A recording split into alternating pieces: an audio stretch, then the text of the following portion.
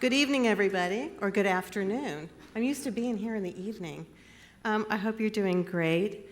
I am Elise Adler. I work for the Nashville Public Library, so it is my pleasure to be able to say welcome and thank you so much for coming to our kickoff of the 2013 Nashville Reads, our citywide reading initiative, and we are so thrilled to have Jan Martel here with us and so excited to read Life of Pi as a city. Some of you are reading it for the first time, and some of us are reading it for the second, third, or maybe even fourth time. Nashville Reads, as so many of our programs are, I mean, they are not just the work of one person, they're not even the work of one organization.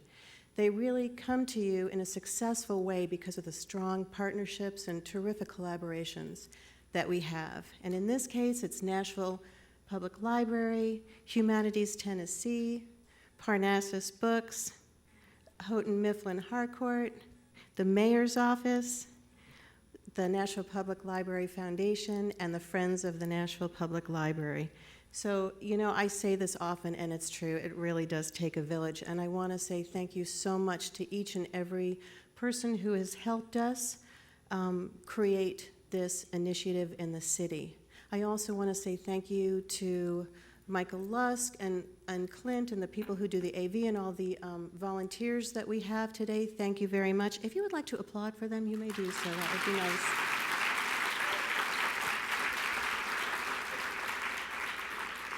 And this year for our 2013 Nashville Reads, I also want to say, I'm not going to list them all because we'd be here all day, but we have so many wonderful community partners. We have organizations and individuals, all of whom are helping us create different activities over the next 6 weeks in order to provide for you all these wonderful experiences around the title Life of Pi.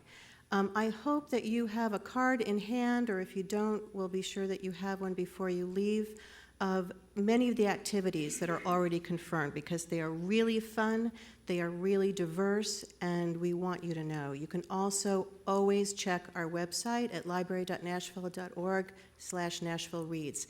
And it's great for you to do that for two reasons. One, you'll have up-to-the-minute information about all the activities that are going to be happening, and you can also interact with us. And when you interact with us through our website, you are put in a drawing for some really great prizes. And you'll read reviews, and there's all kinds of fun stuff. You'll just have to check it out. And follow us on Twitter, because there'll be all kinds of information, or like us on Facebook.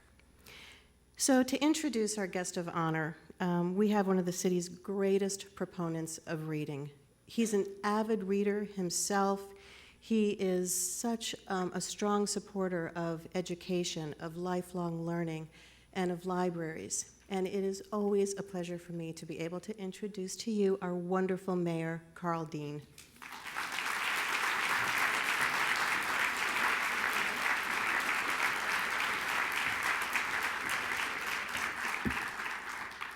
Well, good afternoon. It was nearly a year ago that I announced our first Nashville Reads project, Margaret Atwood's A Handmaid's Tale. Nashville Reads is a simple call to everyone in Nashville to read the same book at the same time and to take a moment to share ideas with others. Nashville Reads gives us an easy way to connect with the diverse people we encounter every day here in our home, Nashville. I'm excited to join you today to kick off Nashville Read 2013, reading Jan Martel's award-winning book, The Life of Pi. The Life of Pi is a perfect choice for Nashville Reads. It is truly readable by and interesting to adults and youth, diverse men and women, and will spark conversation and connection across our city. Like Handmaid's Tale, Life of Pi unfolds in a very different place, but raises topics and questions relevant to us here today, such as coexistence of religions, imagination and evidence, ethics and survival, humans' treatment of one another, and treatment of other species. I invite everyone in Nashville, from middle school students to adults, to join me in reading Life of Pi and participating in at least one of our great community events and talking about the book or the questions it sparks with your neighbors, coworkers, friends, and strangers. I look forward to our literary journey together. Please join me in giving heartfelt thanks to the Library Foundation, Parnassus Books, Humanities Tennessee, Houghton Mifflin, Friends of the Library for their good work in bringing author Reads-Yann Martel to Nashville and making Nashville Reads happen again in 2013.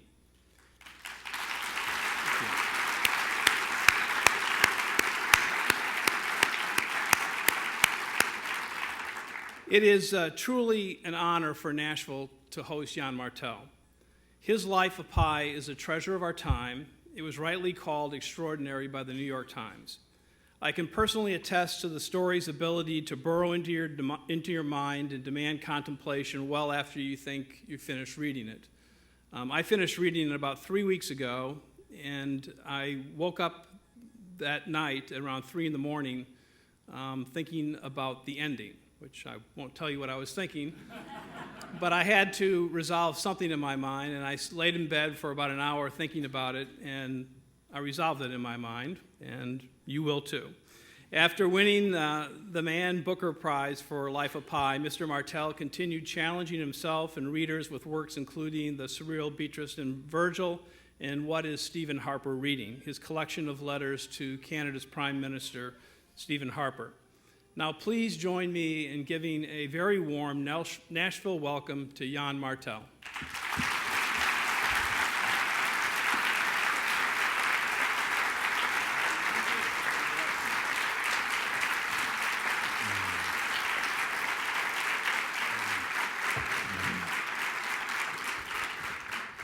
Thank you very much, Mayor Dean, for that wonderful introduction. I have to say I'm amazed that you have the luck of having a mayor who was so involved in literacy and in reading and who was himself a reader.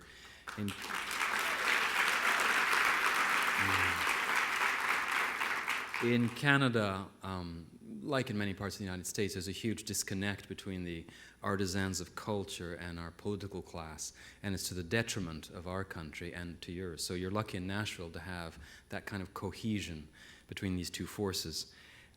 So today we have about an hour or so, and there's a lot I want to do. I'm not going to read from the book, because I thought the most useful thing I could do with you is explain to you how I came to write Life of Pi. First of all, can I get a sense, how many people have read the book? Because I'm going to kind of, okay, good, because I'm going to, for those of you who haven't, I'm going to slightly ruin it for you. So afterwards, we're going to have a question period. Feel free to ask any questions you want. I'll cover a number of topics, but let me start to explain how I wrote Life of Pi. So Life of Pi was my third book. The first book was a collection of short stories, and then I wrote a novel. And they had good reviews, very poor sales. Welcome to the world of literary fiction. And the author's note in Life of Pi is mostly true. I went to India meaning to work on a novel set in Portugal, which in fact is the novel I'm working on right now. I finally figured out how to tell it. But at that time, in my early 30s, or mid-30s, when I got to India, the novel didn't come alive. I put it aside because it just wasn't working. Those of you who write here know when your words seem to come alive and they just flow and there's a deep sense of joy at creating something. That was not happening. So I put it aside. And I'd gone to India strictly because I'd been there once before following a girl, a beautiful girl who invited me to come to India. I knew nothing about India. I'd read a few of the great Anglo-Indian novels, E.M. Forster and like that. So I'd gone there the first time and I'd fallen in love with this country. It's a wild, crazy country, India. It's the largest democracy in the world, one of the oldest civilizations on earth. It's an extraordinary country of contrasts. You see the best and the worst of humanity in one continent. It's sort of all of life in one place at one time. So that first time I'd been struck by it. And so I decided when I was working on this Portuguese novel to go there, just because it was, by Western standards, a very inexpensive place to be. So I envisioned myself setting myself up somewhere comfortable and exotic, and that being sort of a stimulus for this novel that was entirely set in Portugal, had nothing to do with India. But as I said, the novel died, and suddenly here I was with very little money. I didn't have much money. In India, when I didn't mean to be a tourist. I wasn't going there just to be a tourist. I was going there to construct a novel. But there I was with nothing to do. And then a curious thing happened. I adapted. Like all animals, I adapted to my circumstances. And my circumstances were India. And what happened is, for the first time in my life, I opened myself up to two things: animals and religion. Religion, I have to quickly explain my background. I'm from Quebec, from French Canada, which traditionally was a very Catholic society. And then there's a curious phenomenon that happened in the early 60s that came to be called the Quiet Revolution. And what happened during the Quiet Revolution in Quebec is literally the entire province abandoned its faith, abandoned the church. People, and it happened it just happened. There was no necessarily significant beginning moment. It was just a sudden realization that there's no need to be so hidebound to a particularly traditional form of Catholicism that was frustrating many, many people in the province intellectually and emotionally. So very quickly, the churches emptied themselves of their congregations, even priests defrocked. And the province suddenly went from being this extremely traditional, backward kind of place to being the most socially progressive province in Canada, which it is still to this day. It is still the most socially democratic province in Canada. But as a result of that, a whole generation of people grew up who were fiercely anti-secular, anti-religious. And my parents were children of that revolution, and in a sense I was a grandchild of it. So growing up, I grew up in a household that was completely a-religious. If religion was ever discussed, it was sort of in anthropological terms. There are people in Papua New Guinea who wear naked and have little bones through their noses. Well, Catholics, in a sense, are no different. They're just this curious manifestation of beliefs done by certain tribes of the world. And that was fine. What replaced what religion is supposed to do for people, give them a sense of meaning, a sense of context, a sense of direction, what replaced that in my family, as in many households in Canada, was art.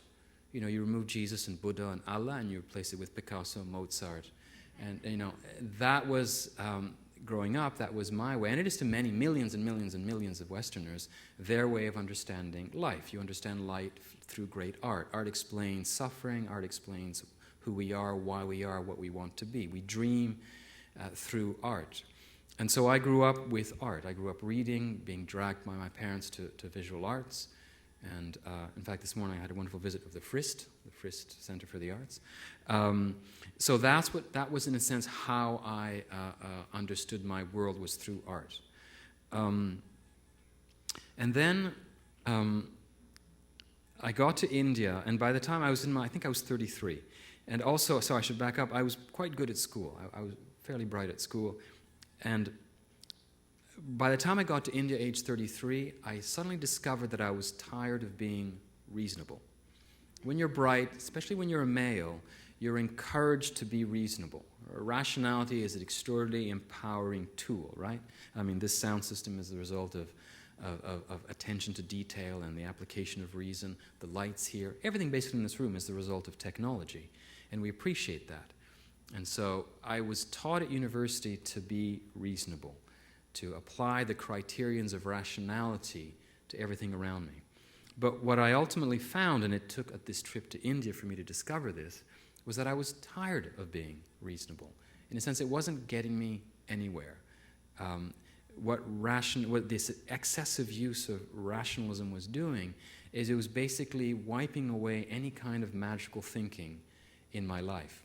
Now, that was fine in terms of religion. I felt I had no interest in religion. I knew, like most people who don't like religion, I knew just enough to hate it. So Catholicism is homophobic, anti-Semitic, patriarchal. All of it was just completely true. I'm not defending the Catholic Church, but that's all I knew about it. I knew enough to think it was for children or ill-educated people. So I was doing very well without religion. But I was also finding that being excessively reasonable was starting to affect my appreciation of the arts. And being myself a writer, that was obviously problematic. And in fact, I think that's... I had a separate campaign with the Prime Minister of Canada. Mayor Dean just referred to that. For 4 years, I sent the Prime Minister of Canada a book every 2 weeks. Usually, always a book of fiction, a novel, poems, plays, graphic novels, children's stories. Because Stephen Harper is one of these bright men who, in a sense, what happened to him, but far worse, is what happened to me. Excessive reason has killed off any magical thinking in his mind. And he's a man who has stopped reading entirely since his early 20s.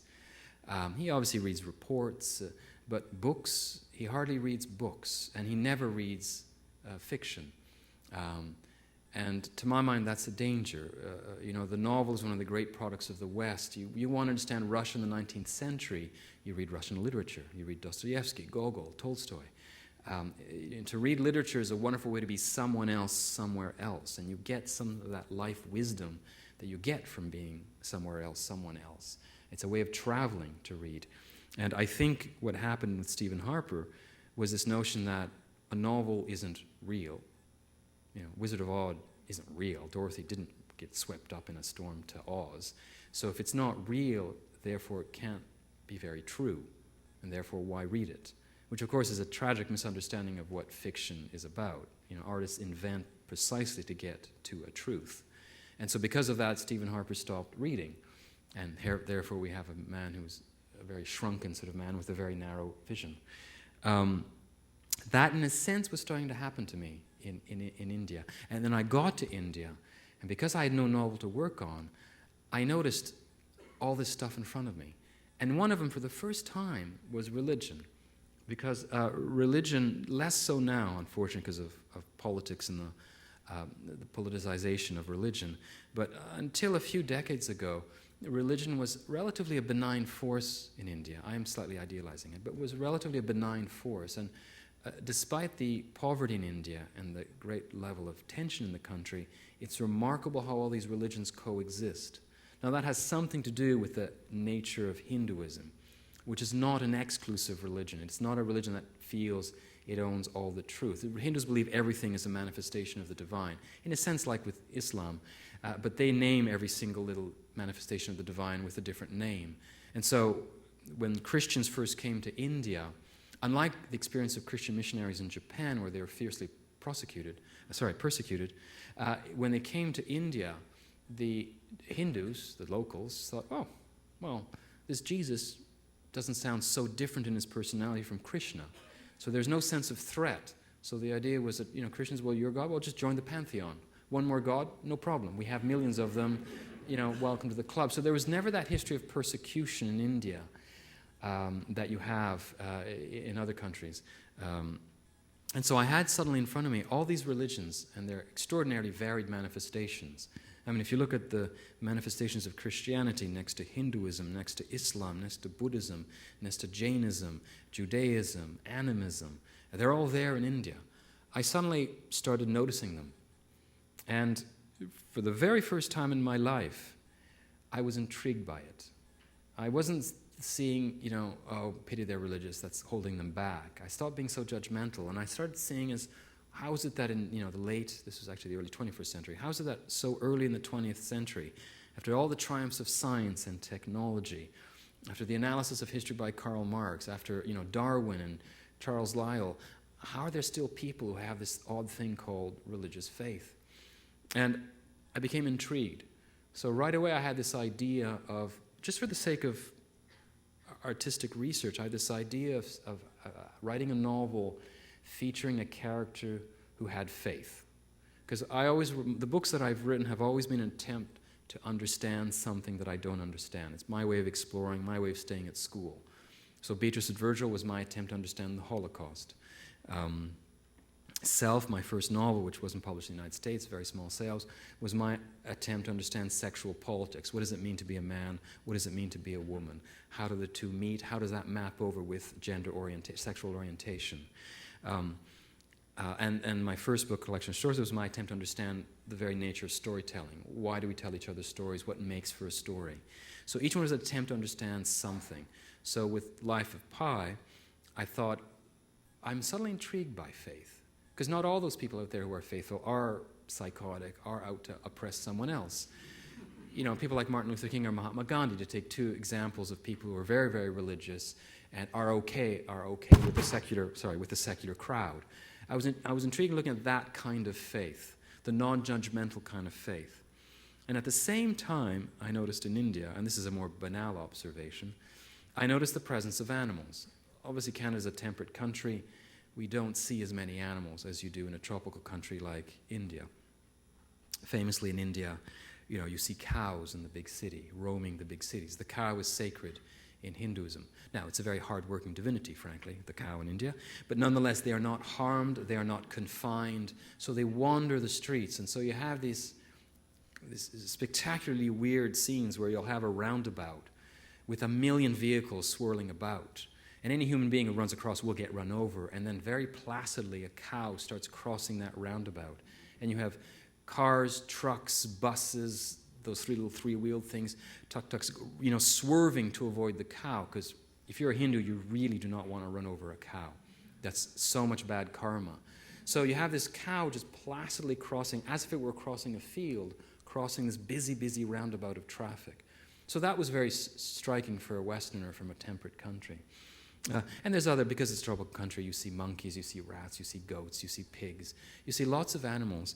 And beyond that, in Hinduism, unlike in Christianity, where there's very few animals, and they're there only for symbolic purposes, when Jesus tells Peter that he would betray him before morning, the cock crowing 3 times is it's a timepiece. The crow is not the rooster is not symbolizing roosterhood.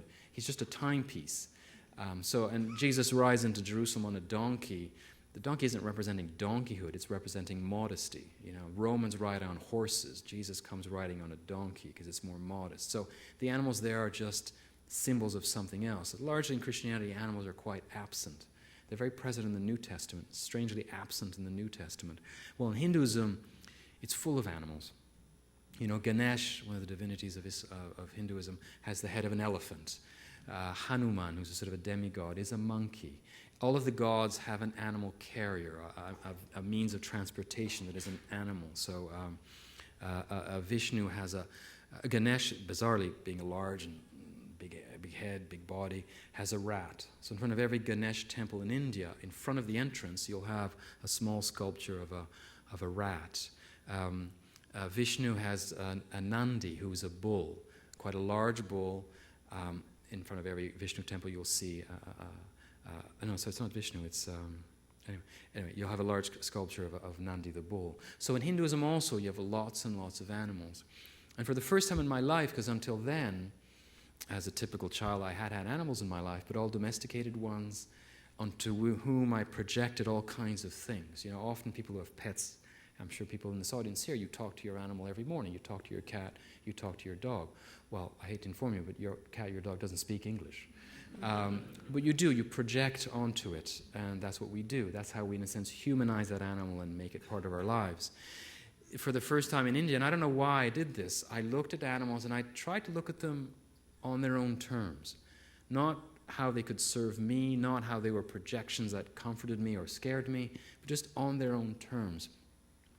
And those 2 things that I noticed happened sort of at the same time. I noticed faith and I noticed animals.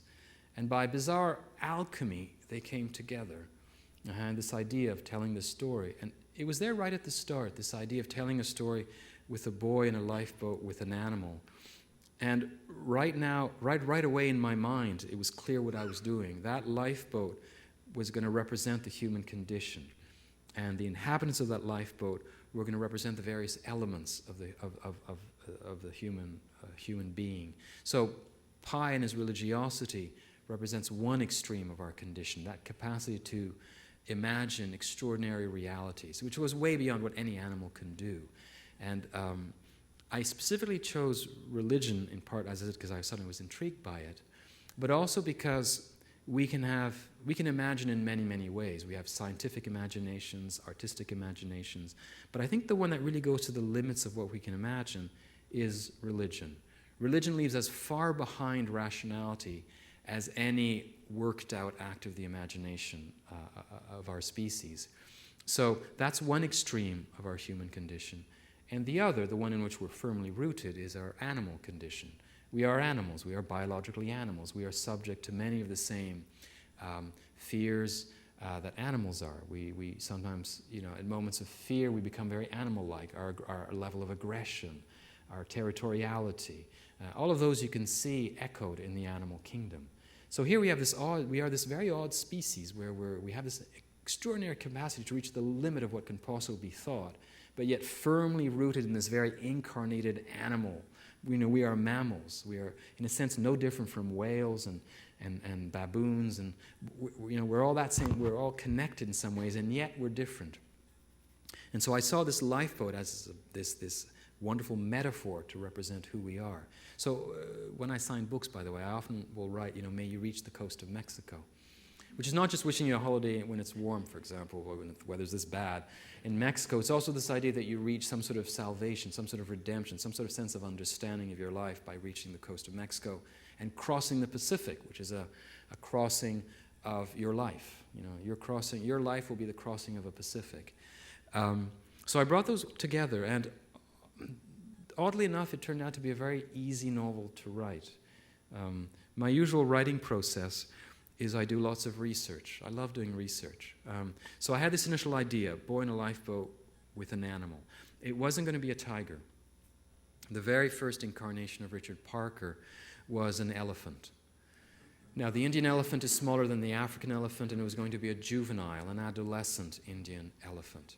So still a substantial animal, but not this hulking thing. And I abandoned the elephant because I thought it was too comic. The idea of a lifeboat with an elephant and a boy, you can sort of see this lopsided lifeboat. It seemed too comic a note, and I didn't want that. I didn't want to strike that note so insistently. And so for the longest time, Richard Parker, and I was very settled on this, Richard Parker was going to be a rhinoceros. And the reason I was very happy about that choice is the rhinoceros is the perfect animal for the literary writer to use, because nearly everyone knows what a rhinoceros is. You all know what a rhinoceros is, but I bet none of you know anything about them, really.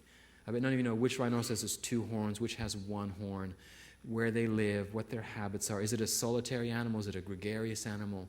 Most people know nothing about it. So on the one hand, it's a very familiar animal, and yet a very strange one, which of course is useful for a writer, because then I can make you believe all kinds of things about it. So for example, and this is absolutely true, if you ever, I know you have a zoo here, I don't know if you have rhinoceroses, but if you do, the rhinoceros have particularly beautiful eyes, very, very expressive eyes with very long eyelashes. And that was one feature I was going to zero in on in this when Richard Parker was a rhinoceros. I had to abandon Richard Parker, the rhinoceros, because of the damning problem that rhinoceroses are herbivores. And we are talking of a castaway story in the Pacific, so I couldn't figure out how to have a herbivore survive for 227 days in the Pacific. At one point, I had this idea of having a pie-collecting algae that he would dry and feed to the rhinoceros, which was one of the geneses of the island. But finally, it was a very repetitive thing, this culling of algae, drying of it. It was kind of a boring thing. So I finally had to let go of the rhinoceros, which is why I'm using the rhinoceros in my next novel. The Portuguese one features rhinoceros, because I did so much research on rhinoceroses, I don't want to waste all that. Writers always recycle, as cities should. Writers recycle. But so finally I realized I needed a carnivore. And then I made the very obvious choice of the biggest carnivore in India is the tiger, which initially I wasn't particularly happy about, because I thought the tiger is very well known. Most of you would know more about tigers than you do about rhinoceroses.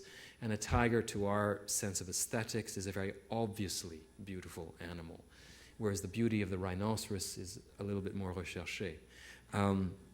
So I initially wasn't particularly pleased, but it seems to have worked out nicely.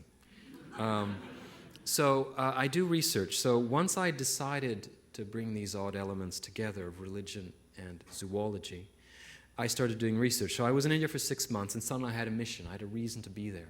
I happened to have arrived in Bombay, so I spent those 6 months in the south of India, exploring, going to all the zoos I could find in India. I interviewed the director of the Trivandrum Zoo. I went to mosques, temples, churches, even found synagogues. Spent 6 months sort of absorbing Indianness, Indian English, Indian habits. And I also started, and that turned out to be fascinating as part of my research, I started reading, of course. And I did 3 areas of research: animal behavior and zoo biology, religion, of course, not only the primary texts, which I'd never read, but a lot of secondary texts that explain those apparently simple primary texts, and research on castaways, how people have survived at sea. Each of them absolutely fascinating research. And that research gave me more ideas, which gave me more venues for research, which gave me more ideas. So for example, one element that I initially wasn't going to be in the novel was that of zoos. I just needed a tiger and various other animals in a lifeboat. I didn't really care where they came from. I just quickly wanted to get to that stage. So initially, it was going to be from a circus. But that struck me as a little bit hokey. And I didn't see why a circus would be on a cargo ship. It seemed a bit too of a stretch of credibility. So I thought, well, a zoo. But since no one likes zoos, right? Zoos are jails for animals. As it is, I'm taking on a novel about religion, and I come from a fiercely secular society. Why would I also try to take on the idea of zoos and defending them? That would be taking on two things that people in Quebec hate. Your average novel reader in Canada doesn't like zoos and doesn't like religion. So here's a novel about zoos and about religion. It's really going to damn the novel. But I did a little bit of research. Maybe he could just come to a zoo and then we quickly forget the zoo. And in doing my research, I discovered that I profoundly misunderstood. I didn't understand how good zoos operate, how animal psychology operates, principally the idea of territoriality. And I discovered that good zoos are an acceptable compromise, that they try to play with the psychology of each animal to make the level of stress that they live with acceptable, no more, no worse than it would be in nature. I mean, after all, in nature, your average gnu is predated upon by animals that want to eat it alive. And that must cause certainly a level of stress, right? Whereas in a zoo, of course, there's food comes all the time, there are no predators, and they eventually get used to that. So there the danger is the danger, for example, of boredom. So each one is a compromise. Nature is a compromise, and so is a zoo, but it's an acceptable one. What I came to discover was that zoos are like embassies from the wild. And unless we can afford to have safaris in Africa, very few of us will ever see a giraffe in the flesh unless we go to a zoo. And so if we close down all the zoos, that means in a sense we close down the embassy of the giraffes, of the Republic of the Giraffes. And the problem with that is that out of sight, out of mind. If you never actually see, especially when you're young, when you're a child, if you never see a giraffe in the flesh, you won't care for it. You won't care for it because giraffes on TV live forever. You can just watch the same nature documentaries and there's a giraffe, so they live in that virtual world which isn't the real world. Whereas if you see a real giraffe, you realize what an extraordinary, weird creature it is, and you start caring for it. And therefore, hopefully, you start caring for its environment. And that's why a zoo is like an embassy. It represents that species, and it's there to defend its republic, and hopefully you care for it. So that's the defense of the good modern zoo, is it maintains our relations with the animal world, which otherwise is completely lost. Now in the United States, and perhaps in Tennessee, maybe there's a great tradition of hunting. That is one relationship with the wild. But most people who live in large urban centers live in this very peculiar species kind of isolation. I wouldn't know in Nashville, but certainly in New York, I imagine that your average person on an average day would maybe interact with 2-3 other species. Maybe their cat and their dog, they might see a squirrel, they might see a bird, and that's it. And it's perfectly conceivable that some people would spend weeks without ever interacting with any other species but their own. And that kind of species autism is extremely peculiar. A zoo breaks that down. So I realized that I misunderstood zoos, and suddenly I said, wow, actually a zoo is a fascinating place. The way a zoo operates is as interesting as how a hospital operates. It's a very complex place. So I read a bit about zoos, became fascinated by them, and saw that I could serve my purpose. Doing that zoo research gave me the key way in which Pi could survive with a tiger. And that isn't untrue. It is conceivable that a boy could survive in a lifeboat with a tiger given more time. What I did in Life of Pi is compress that period of adaptation. In reality, a tiger that came upon a lifeboat would be so stressed, it would rip everything apart. It would kill anything that it couldn't reach out of sheer stress. Given time, it might adapt to its restrained territory if that territory satisfied its needs of food, shelter, water, etc. So there's an example. I did research on zoos. It gave me more ideas. I did more research. And it's suddenly all coming together. The religious research was particularly interesting. There's one writer I'd recommend, by the way, a wonderful British writer named Karen Armstrong, who wrote a book called The History of God. Absolutely fascinating book. There's a lot of interesting stuff on religion there that's enlightened and faithful and extraordinarily stimulating. And then the research on the castaways. It all came together quite nicely. I spent 6 months in India, And then I returned to Montreal, where I lived at the time, and I did about 2 more years of research. And as I do research, I write notes, and after 2 years, I had like 300 pages of notes. And then what I do is I print up those notes, I get my scissors out, and I cut them up, and then I put them in these envelopes, and the envelopes are by theme, by where they belong in the novel. So, for example, the first envelope for Life of Pi was author's note. I had gathered all the thoughts that I had for the author's note. And so the day or the week I wrote the author's note, I opened up that envelope, pulled out these little bits of paper, and they were the backbone for that first chapter, in a sense. And the second envelope would have been the first chapter, which is when Pi's in Canada, and his summary of his Canadian experience, of what he's doing in Canada, how he got there, his various little... And then I had some thematic envelopes, information on the Pacific, on the turtles of the Pacific, information on currents, on winds, on clouds. So I had these like 50 envelopes that were the backbone of the novel. And as I went through the novel, I'd open up an envelope, pull out all the notes that I had, and that was my way of starting a chapter. Because it's very hard to just sit down and out of nothing write. That's the sort of the myth of the writer who just sits down and is, possessed by creativity and just types out 300 pages. Well, maybe some writers like that. I certainly can't do that. And so I did all this research for 2 years, and it took me about 2.5 years to write. And it all came together with that magic of creativity where all these disparate elements come together nicely. And I'll explain what I was trying to do. Now, I say this, and please hold on to your own interpretation. Obviously, I wrote the book, but I'm just one of the readers. I was the first reader, but my interpretation is just mine. You're welcome to hold on to your interpretations. What Life of Pi was to me was, remember what I said about my rebellion against being overly rational. I was drying up, and I didn't want to be dried up. I didn't want to be this desiccated little computer. So Life of Pi to me was a rebellion against being excessively reasonable. So what I do in Life of Pi is I give you one set of facts. What a sweet sound. I have 2 small children. That was a baby? Oh, I have 2, I just lost track. Sorry, that reminded me of my 2 small children there. What was I talking about? I give you one set of facts. Sorry. I give you one set of facts. A ship sinks, and 227 days later, one survivor reaches the coast of Mexico. And atop of those same set of facts, 2 radically different stories are told. Of course, one with animals, and at the very end, a second story is told, one without animals, with human characters. And in a sense, those 2 stories are in competition. At the very end of the novel, the key question in the novel, Pi asks the investigators about to leave. If you remember, he says, which is the better story? He doesn't ask which is the true story, because neither of those can be proved. Both stories come through Pi. There's no other way of verifying those stories. Much as in stories of religion, you can't prove them. There is an act of faith involved in accepting someone's story. There's no way of verifying it. So all the stories of religion, you can't verify them. You have to make a leap of faith. In this same thing here with Life of Pi, Pi presents the investigators 2 stories. They can't verify either one of them. So he asks them, which is the better story?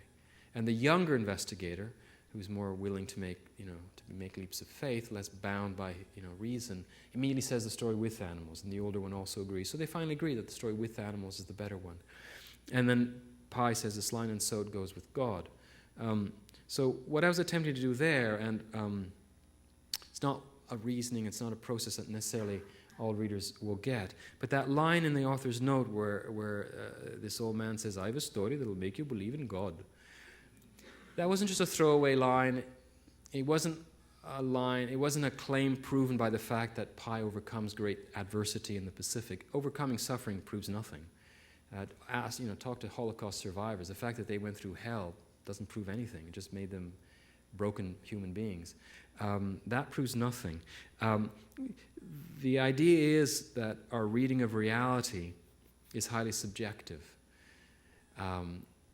We can't choose what we are, where we are, what happens to us, but we can always absolutely control how we interpret things. And that goes beyond just, what do you think of this restaurant meal? Is it good or not? at a deeper level, we co-create our reality.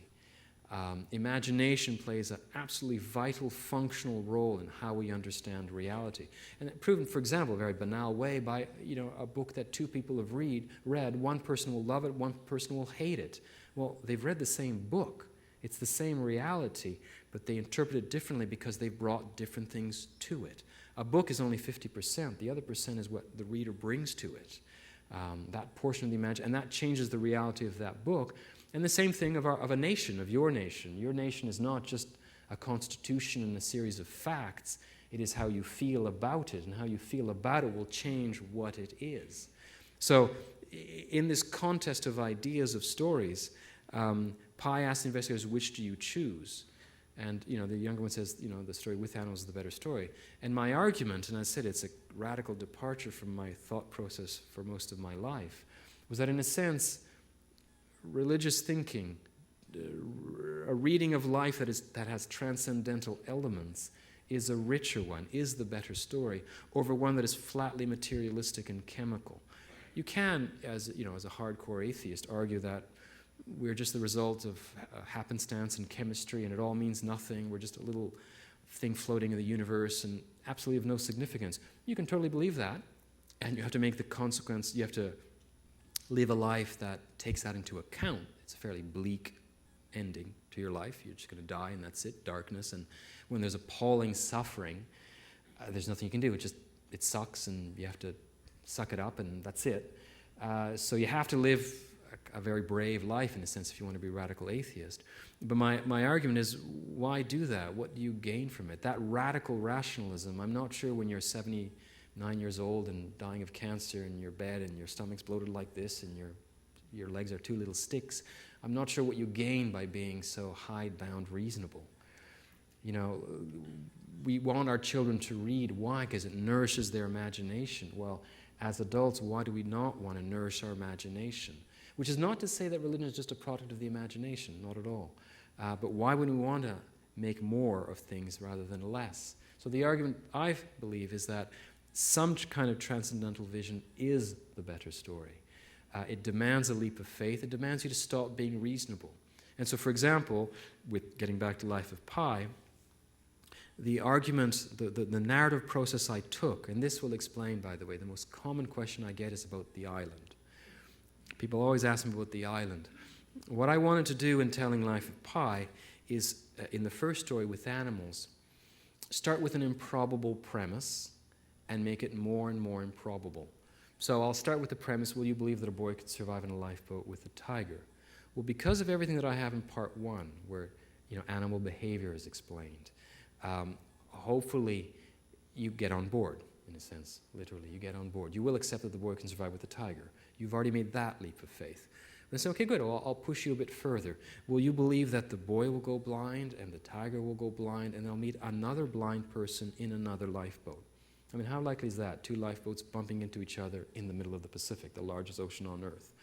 Well, there are ocean currents, ships take, they don't just wander any which way, they take lanes. So it is possible, and because there hasn't been much dialogue until then, and it's sort of strange, surreal dialogue between the blind Frenchman and Pi, you stay on board. You'll believe. Maybe you're starting to think, well, this is getting a bit weird, a bit surreal, but I'm enjoying this, so I'll keep on going. And then my hope was that you would get to the island. And at the island, the reader would say, whoa, this I can no longer believe. Meerkats, carnivorous algae, no. And then you'd say, well, this must be some complicated symbol that Martel intended that I don't get, but whatever. The island's kind of interesting, so I'll keep on reading. And that was the great challenge with the island, was it had to be unbelievable, but still interesting. And that's a huge challenge, because usually in fiction, once something becomes unbelievable, it also becomes uninteresting. You're suddenly saying, oh God, I thought it was this, but it's this, and I'm no longer interested, and you stop reading. So the challenge with the island was to make it unbelievable that you would say, whoa, I don't get this, but you'd still keep on reading. Hence the meerkats. There's no deep symbolism as far as I meant to the meerkats. They're just funny little animals that are gregarious, that have funny little habits, like standing like this, always on guard. They're weird little animals that I hope people would like. Initially I was going to use a mongoose, but a mongoose is actually quite an aggressive animal, whereas the meerkat is not. It's this just a strange little animal that I thought people, just by sheer cuteness, would keep you reading. And also the way the island's laid out and all these things, I just hope would keep you reading. Then you'd get to the end of that part, the story with animals. Get to part 3 where Pi is pushed by the investigators, by these rationalists, and he wants his suffering accepted. As anyone who's suffered, who relates their suffering, they want their suffering accepted. They're not accepting his first story, so therefore he comes up with his second story where he substitutes the animals. He replaces them with human characters in the hope that these investigators will accept that. Well, I wanted that story to be so repelling, so barbarous, that you would go back to the first story. But if you're going to do that, you'd have to accept the island. You'd have to say, well, what do I know about meerkats? What do I know about algae? And the fact is, what do you know about algae in Nashville, Tennessee? What do you know about meerkats? Nothing. So, okay, I'll go for it. I'll accept the meerkat. So, in other words, make a leap of faith. Stop always being reasonable, make a leap of faith, and be the better for it. You know, the first story is satisfying in some ways, and it's not some sort of delusion. I mean, I remind, read letters from rationalists who write to me saying the first story is an illusion, is a fable. I remind them that in both stories, Pi's family dies. In both stories, he suffers appalling suffering. Either way, he's out in the Pacific for 227 days, which entails a lot of suffering. In both cases, his family dies. So it's not a question of making that suffering go away. Just one is a more sort of satisfying reading, but it demands that you let go of your reason. So that's the narrative strategy I had with the island. It was to float just beyond the horizon of reasonableness and ask you to jump, to make that leap of faith. And it's interesting that I get a lot of letters, especially from Americans. You're very chatty, friendly people. So I get a lot of letters from Americans, and they broadly, interestingly, fall into 2 categories.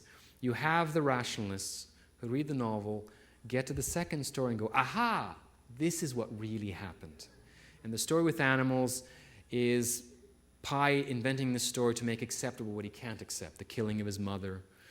And I suppose he's alone now, so he tells himself stories to pass the time, and that explains the story with animals. But really what happened is he was stuck on this lifeboat with his mother, with this Taiwanese sailor with a broken leg, and this barbaric French cook. And then the other people are the ones who read it and get to the second story, and as I said, say, oh, I don't really like this story. I much prefer the first one. And then, in a sense, don't ask themselves too many questions. Just believe the first story and say, well, I prefer that one. And that one's told for another reason, and they ignore it. And the letters have broadly reflected those 2 sort of readings of the book. And the movie, for those of you who've seen the movie, in many ways it's faithful. Obviously it helps if you read the book before you see the movie, because you can fill in all the things that are absent in the movie. Because the movie can only tell so much from a book. I mean, the novel's 330 pages. You can say a lot of things in 330 pages. A screenplay is maybe 100 pages long, all dialogue. And there's only so much thinking that you can represent visually. Subtle religious thinking cannot be portrayed visually. So there's a lot missing in the movie, but it does a marvelous job of capturing all the stuff in the Pacific. But in the movie, I thought the second story was a little bit rushed.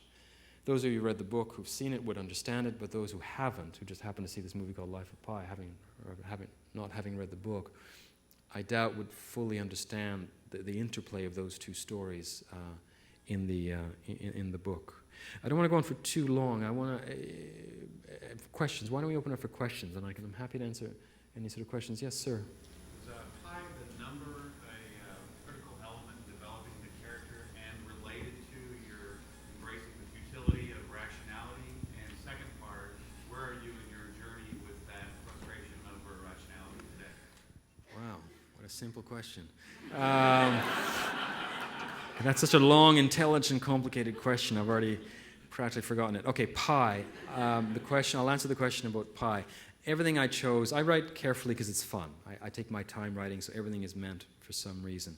So Pi, as you know, is what's called in mathematics an irrational number. So it's a number that repeats itself with no discernible pattern. Pi goes on for millions of digits with no discernible pattern. It's called irrational number. It just struck me that science uses this irrational number and other numbers all the time to make sense of things. So it's interesting, we use irrational numbers to get to a rational understanding of things. In my mind, religion does the same thing. Religion is in many ways irrational, but it helps make sense of life, very much so. So it was that echoing. There's also the idea, I like the fact that Pi was his nickname. His full name is Piscine Molitor Patel, which happened to be a swimming pool I used to go to all the time when I was a kid in France. It was in Paris. It was a lovely, lovely pool. And I also like the idea that a swimming pool normally is a rectangular space, right? It's a logical space. You don't make a pool with all the fun, and now you do in these resorts, these really weird, it's very hard to do lengths, to go do laps when your pool is shaped like an amoeba. A rectangular shape is a reasonable, logical, efficient space for a volume of water.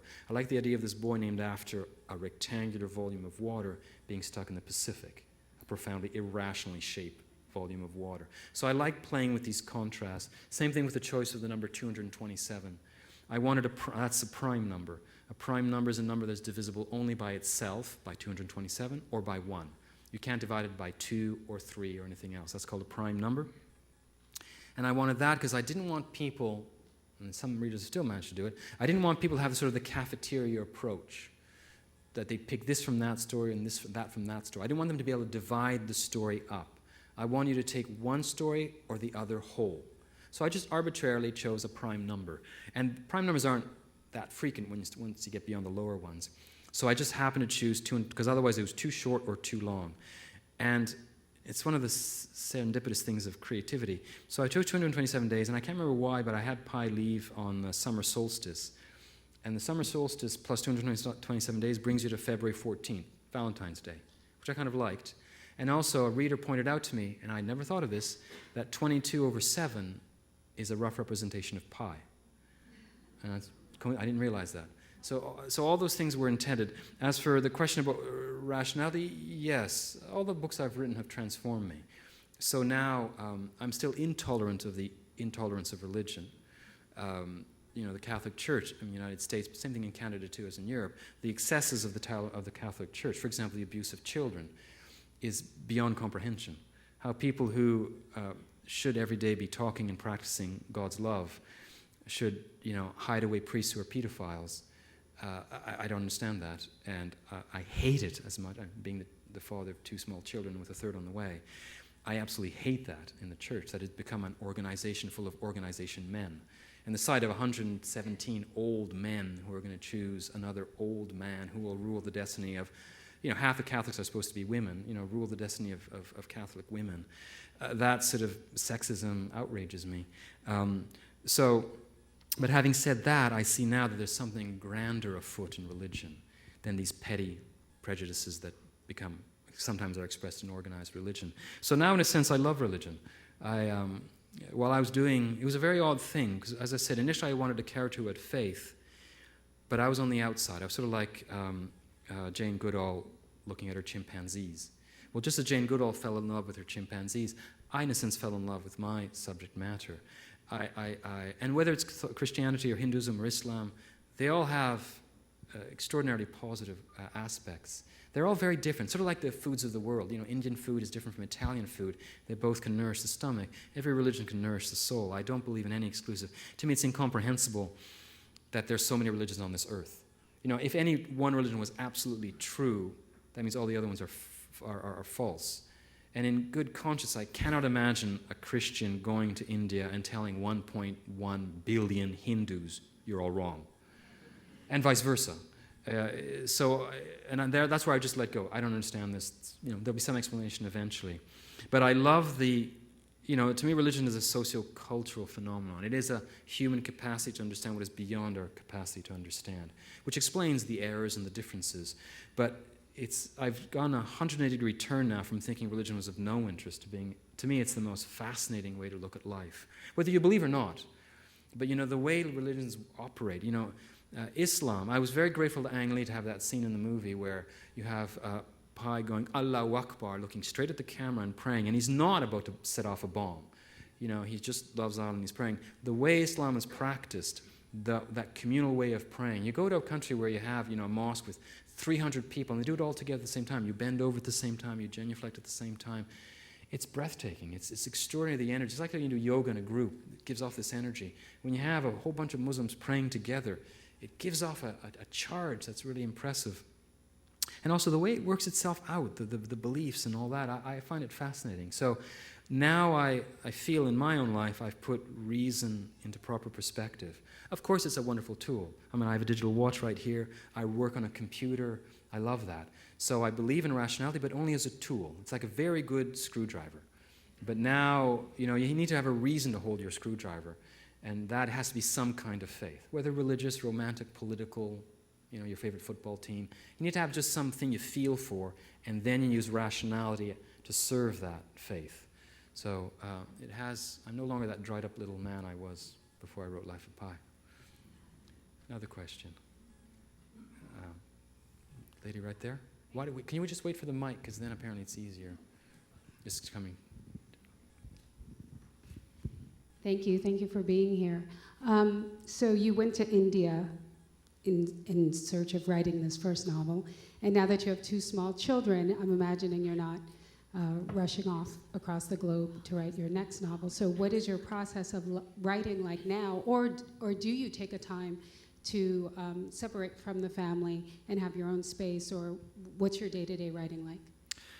That's a great question. Well, the novel I'm working on now, this Portuguese novel, my partner is English, and we go every Christmas to England to visit her family. And the last 2 years, I've taken 10 days to go off to Portugal. Now, northern Portugal in December is like, Nashville on March 2nd, 2013. It's miserable weather. It's cold. It's damp. It just so happens that in this particular novel, I don't need to do as much research on the ground. Although I say that, I'd love to go to a small former Portuguese colony called São Tomé. São Tomé and Príncipe. It's the second smallest country in Africa. It's off the western equatorial coast of Africa. I'd love to go there. I don't know if I'll manage it. I do with my research, same sort of thing of research notes, cutting them up and all that. This one is more a product of my imagination, it so happens. But so I do occasionally have to do trips, but in fact I hate it. Now, you create children, they become a new world, and you want to stay in that little world, and the outer world still remains interesting, but it's in competition with this inner world of children. So I do take time off for some trips, but not too many. For example, here in Nashville, unfortunately, I'd love to stay here longer. I arrived last night, I'm leaving tomorrow morning. I'm on a short leash because my partner's 7.5 months pregnant, so if I stay any longer, she'll be so upset and so angry, and I don't want to live for that, so... Yes, gentleman there. Just wait for the mic. You told 2 stories, and Pi's 3 religions tell 3 stories that kind of go to the same end where he can love God. Is that why you told two stories? And which one did you, as a novelist and the first reader, pick as your story? The one with the animals?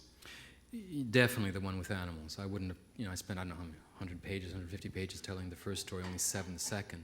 Very much the first one. And by the way, I should explain why I have practiced 3 religions. That wasn't just some fancy I had.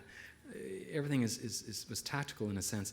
Initially, I thought that Pi, being Indian, of course, would be Hindu. But my problem with that as a Canadian writer is most novel readers from the West know very little about Hinduism, because we're not Hindus, there's not. So I thought therefore Hinduism would be merely folkloric. So I didn't want that. I wanted it to be something that people would take more seriously, readers would take more seriously. So I thought, I'll have them be Christian. There is a large Christian minority, large. It's about 35 million, which is like the population of Canada, but it's nothing in that enormous continent that is India. But my problem, and that's coming from where I come from, a character who says, Jesus says, immediately turns everyone off in Canada, because you imagine this, fanatical American evangelical who's going to pull out a gun and kill the doctor. So because of the kidnapping of Christianity and the errors of the churches and the errors of individual believers, it's not an attractive character to have someone who... And I said, Canada's a very secular country. In Canada, if you quote Jesus once, you're making an erudite literary reference. Do it a second time, people are a bit puzzled. You do it a third time, they think you're weird. So that was a problem. You do want the reader to suspend their disbelief and continue reading. And of course, if I'd only be a Muslim, well, it's even worse, of course. So I finally realized I'll have them practice all 3 to point out that I'm not really interested in organized religion, but what's at the core of every religion, which is some kind of faith. And also, it's not something I just invented. You do see, interestingly enough, in rural parts of India, you do see Hindu peasants who on their way, home, especially in the southwest in Kerala, where there's a number of Christians, if you go to a Christian church in Kerala, you will often see broken up bits of coconut and flowers at the foot of statues. In a Christian church, in a Catholic church or Protestant, there'll be statues of various saints, St. Francis of Assisi, St. Thomas, whatever. You will see flowers and coconuts, and that doesn't make sense in a Christian context. We don't make offerings to sculptures in Christianity. In Hinduism, you do. In Hinduism, gods are represented, they're called murtis. They're incarnations of the gods. And just as we need to be dressed and bathed and fed, so do the gods. So the murti in a Hindu temple will be bathed, will be fed. You make offerings of food, will be clothed. And it's not some sort of turning God into Barbie doll. It's this idea that we must take care of God. And the murti at the center of a Hindu temple, it's a very, very special place. And so there's this carryover onto Christian spaces done by some unsophisticated Hindus in rural areas. Well, they'll go into church. And in a sense, what they're doing is they're covering all their bases. They're going to church and they sense that they can't get to the crucifix. That's sort of in this forbidden space. But there's all these sculptures, so they're mock offerings. So in a sense, these Hindus are taking on Christianity as an extension of Hinduism. So they're becoming, in a sense, rudimentary Christians. So I noted that, and I'd read about that. And so I said, well, here's an example of him pushing that even further. Yeah, you. Thank you. Wait, let's get the mic, sorry. No, not at all.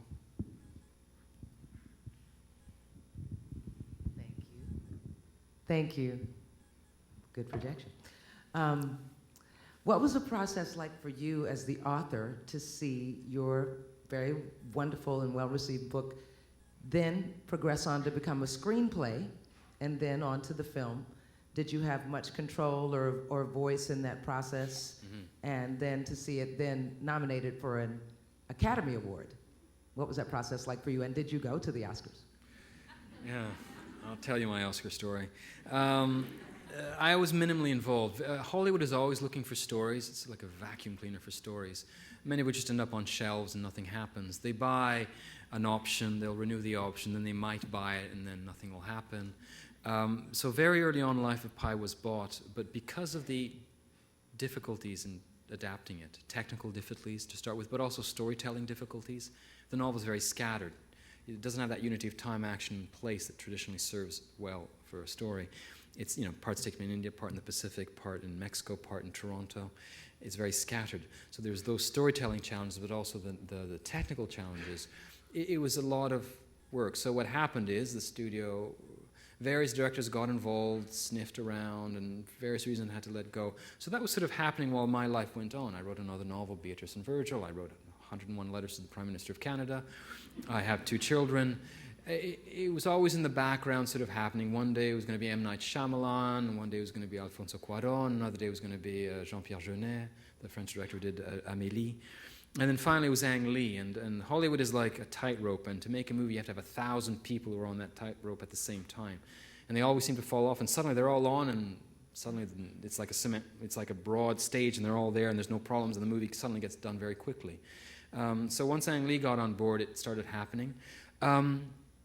I was very happy with it in a sense that I love cinema. I grew up on movies, and I love cinema, and I believe in artistic risks, and also in a purely self-interested way, you never blame the author of a book for the bad movie that might be done based on his book. So if it had been a terrible movie, I could have said, well, it was his movie. And if it's a great movie, I could say, well, hey, I wrote the book. So either way, I would win. But even if it had been a bad movie, I do like movies. The cinema is, I think, probably the dominant art form of the 20th century, certainly in the West. All of us have dozens of scenes that we could remember, from a movie of something bursting through the screen. So I was willing to take that risk. I think the movie is very strong in many ways. I think Ang Lee probably took on a little bit too much. He tried to do everything: India, the Pacific, Montreal. He wasn't interested in Toronto. He wanted to be Montreal. I think the ending, the second story, comes a little bit too quickly, kind of out of nowhere. I had proposed to him that the framing device for the movie be the interrogation between Pi and the investigators in Mexico. So the movie starts in Mexico in some little clinic with these, and I was going to propose an American and a Mexican investigators. to allow, first of all, a big American actor, I know Jack Nicholson with some young Mexican. So it gives, because after all, you have to have star appeal. That might help, because otherwise you're featuring, as the movie does, all these unknowns. Anyway, that was my idea, and then they would meet in Mexico, and that the framing device be this, basically part 3 of the novel, this interrogation between Pi and these investigators, and you have a long flashback to the Pacific, with perhaps the odd one in India. But basically, simplify, eliminate, because a novel has too much in it. But it's still a lovely movie. I love the whole Pacific part. I just love watching that lifeboat with the tiger and Pi in it. The Oscars, well, that was an odd thing. It was a sort of a rude recall of where the writer is in Hollywood. My agent had to sort of cajole Hollywood into inviting me. I was in a hotel that was kind of far away. The day of, there was a limo, and driven by this Russian guy named Sergei, who spoke about 20 words of English. And we started driving, and very quickly, it's bizarre, a huge chunk of LA is, dedicated to the Oscars on the day of, so only limos can go there. And very quickly, security were telling Sergei, you don't have the blue permit, they're going to stop you. And Sergei said, yeah, okay, and kept on driving. And at one point, sure enough, security said, you don't have your blue permit. At which point, Sergei turned around and said, you go to Oscars? And I say, no. I wasn't invited, actually. Thank you for reminding me of that. I'm not invited to the Oscars, Sergei. I was invited to what's called a viewing party. All the studios that have movies that are nominated organize these viewing parties where sort of everyone who's involved in a movie who's not going to the Oscars can go and see it. And it's sort of been built up to me that it was really glamorous and it was a really fun thing. Well, in fact, it kind of sucked. I ended up watching the Oscars sitting between a couple who worked in commercial real estate in Northern California, a very sweet couple, and a man who worked in the medical health industry. Very nice man, but complete strangers. And my partner, Alice, he was very chatty and gregarious, ended up chatting them up. And so they eventually found out that I happened to have written the book. So every time Life of Pi won an Oscar, they'd turn around and say, hey, congratulations, that's terrific. And they had their picture taken with me. And it was great. But so when Ang Lee stood up there and thanked me, the first thing he did is thank me. I said, great, well, you could have invited me to the goddamn Oscars. So it was kind of humiliating, especially with the limo thing, too, because we were so far in there that to get us out of that column of 1,000 limos, we had to sort of drive out, back up. They had to move the fences, the barricades, and it was like you're really not going to the Oscars here. You're really not. So it was kind of disappointing, but in the pyramid that is Hollywood, the writer is quite far down the food chain, because it's such a complicated process that to write, there was once upon a time there was a boy in a lifeboat with a tiger. It takes 5 seconds to write. To bring that to the screen is so complicated that the little guy who just wrote the words, that's so easy. You try filming that, it's so difficult that they sort of push you down. So the director is top of the food chain, obviously. The cinematographer, the guy who actually figures out the camera angles, is very high up. All these people are higher up. So no one in Fox thought really of saying, well, maybe we should invite the guy who wrote the book to the Oscars. They wanted, it's very hard to get tickets. Everyone wants to go. Members of the Academy can go. Nominees go. Previous winners can go. So I didn't get a seat. So the Oscars in L.A. L.A. is great. I had a wonderful day with Alice in L.A. We went to LACMA, the L.A. County Museum of Art, which is a fabulous museum. So I had a great time in L.A. The Oscars was kind of like, wasn't a great experience. Yeah, gentleman right there. Two quick questions. One is the character of Tiger. He's a character that Pi cannot live with because he's going to eat Pi, and he's also a character that Pi cannot live without. Without the tiger, the Pi will lose inspiration to continue to live. Mm. Do you mean this tiger character to depict things in our lives which we cannot live with, we cannot live without? Second question is, I found your conversion, a change from rational person to be willing to adapt irrational things, interesting. And do you think that comes about in your life as a result of suffering in your life, maybe seeing the irrational things in our lives, and also is a result of just one gets older, the approaching of mortality? Great questions. First one about Richard Parker.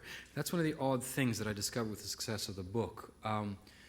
My concern writing the book were, in a sense, purely technical. the Statue of Liberty the engineering was done by Gustave Eiffel, the same man who did the Eiffel Tower.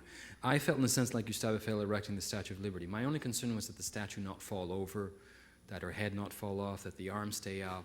My concerns were internal. So for Life of Pi, I was concerned that the novel, that the story be credible, that the tiger's behavior be credible, that the little details about the turtles in the Pacific be credible, so that you would believe. But what the Statue of Liberty would look like from the outside was not my concern. So it was a very odd feeling. I felt like a complete fraud. When the book started becoming successful and I started doing readings and I'd get questions, people would say, "So, Richard Parker, what does he symbolize?" And I had absolutely nothing to say. I'd never thought of it. So I started getting wonderful answers from perceptive readers who said, well, perhaps Richard Parker represents God, because after all, we're afraid of God. Often, especially in the Old Testament, there's a fear of God, but at the same time, he's a comfort, which is exactly what Richard Parker is. So I thought, well, that's very clever. So the next time I was asked a question, I'd say, well, Richard Parker could be a representation of God, Or another reader pointed out, because after all, Richard Parker is not the tiger's real name. The tiger's real name is Thirsty.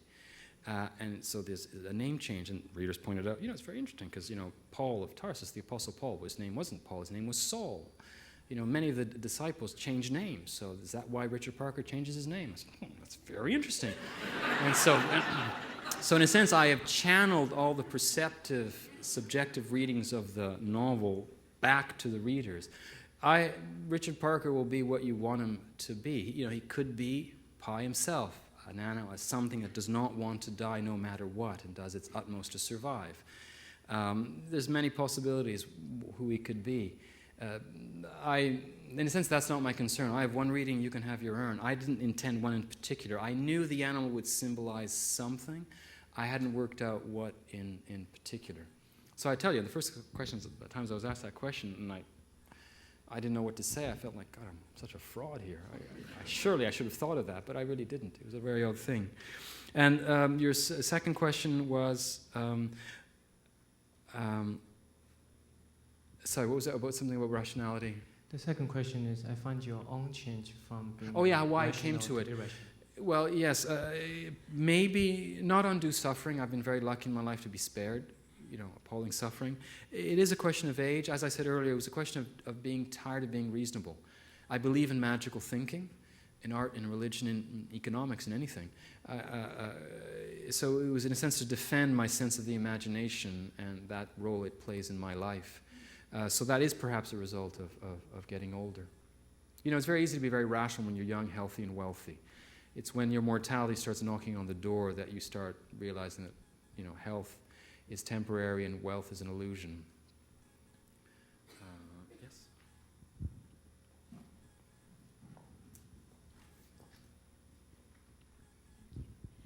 You've mentioned Beatrice and Virgil a few times. This is a question about that book.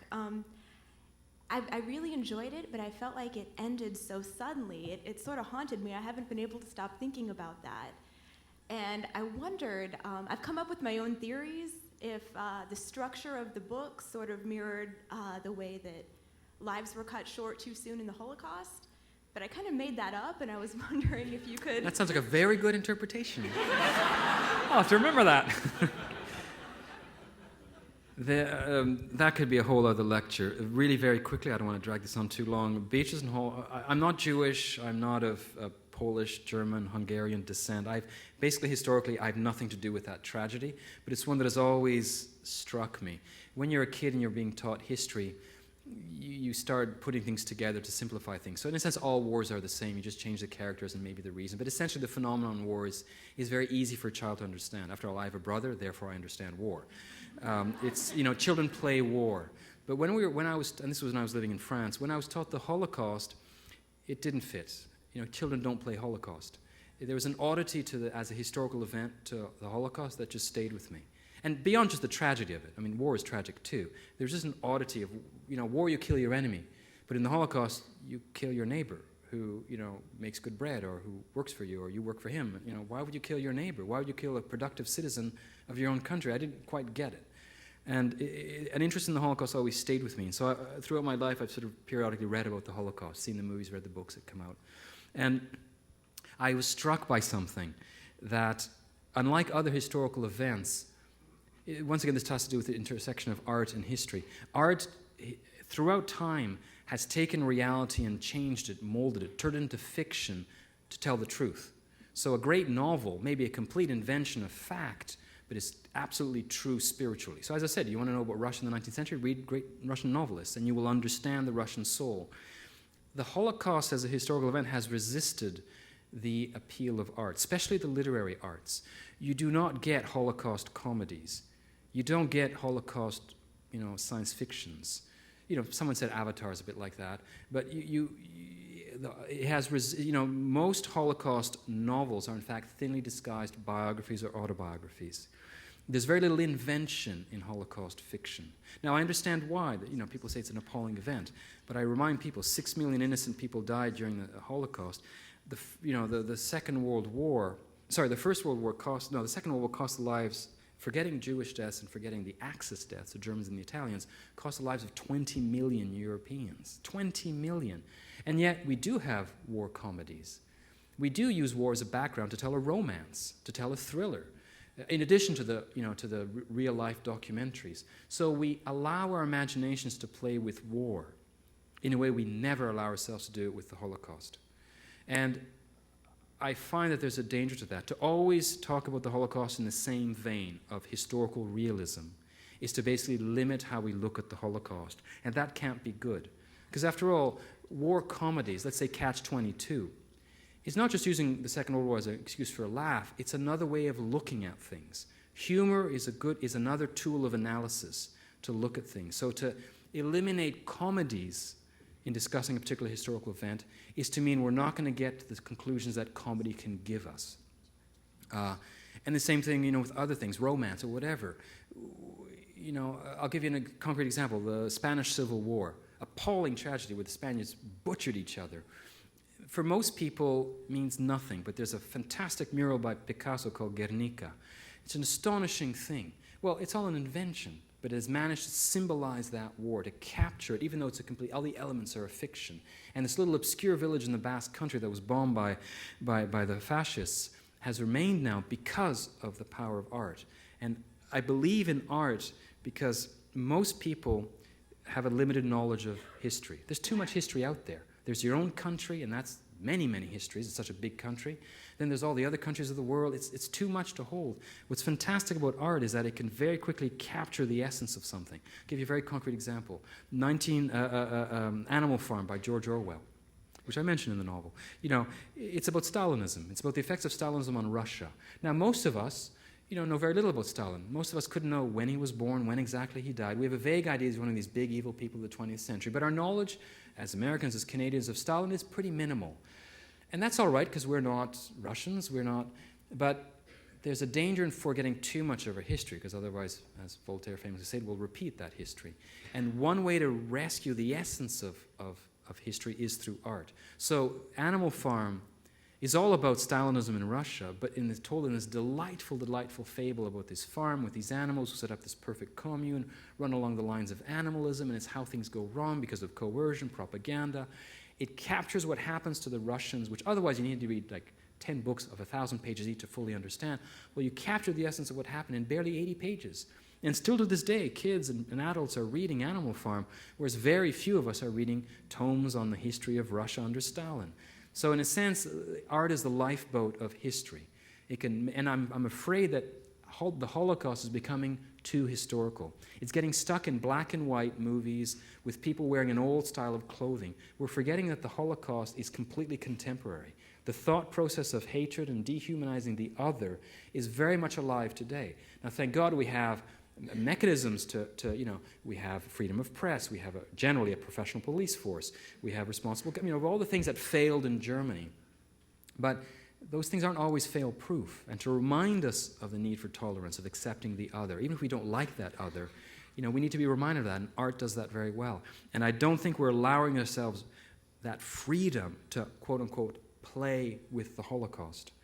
David Grossman, a wonderful Israeli novelist, he wrote a novel called Sea Under Love, as in dictionary looking at the word love.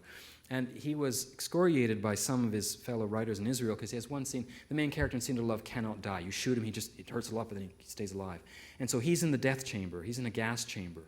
And no one had done that before, where the fiction writer goes into there. That was sort of this inner sanctum which was only reserved for nonfiction. So he had his character go in there, and he doesn't die because he can't die. He's unkillable. And so he portrayed, and he was, even though he's Jewish and he's the children of Holocaust survivors, he was said, you've gone too far there. You've gone too far there. And I'm saying, are you crazy? Fiction writers go precisely where the historian cannot go. We use our imaginations to intuit a situation. It doesn't matter if it's not true. It just has to feel true. It has to convey that human spirit. And so if we don't allow ourselves that, I'm afraid that the Holocaust is going to sink as sort of this historical event from long ago. And I think that is indeed happening. And there's this kind of Holocaust fatigue that I think sometimes people feel, whereas you never feel this war fatigue. If I said I was writing a war novel, people say, oh, where? What war? What's the tone of it? Is it a comedy? Is it a metaphor for a couple divorcing? It could be anything. A war novel could be absolutely anything. Whereas, and I would tell people I'm writing a novel about the Holocaust, and I would always sense a slight hunkering down of, okay, we'll do it. This will be my Holocaust novel of the decade. And and they'd ask me, I didn't know you were Jewish. Well, no, I'm not Jewish. Can only Jews, can only women write about feminism? Can only women write about rape? Can only African Americans write about slavery? Surely we're all concerned. And so that was the reason I wrote that. I tried to apply fiction writing, the rules of it, to the Holocaust. Hence these talking animals, Beatrice and Virgil, one's a donkey, one's a monkey.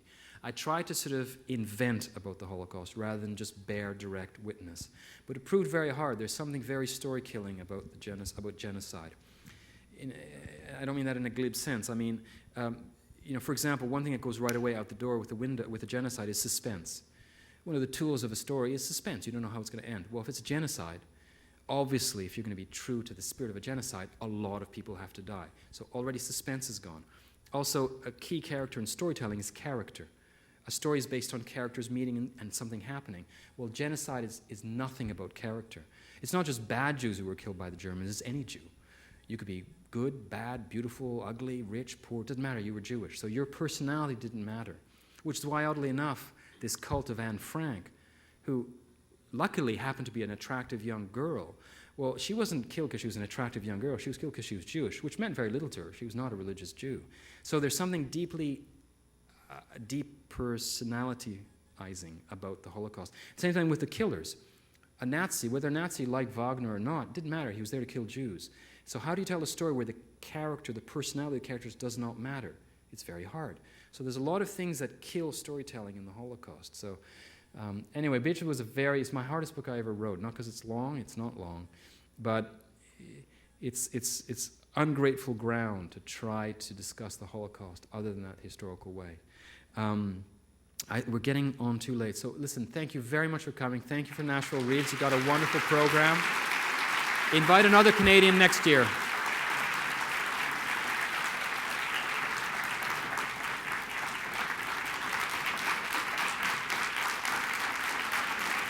Thank you very much.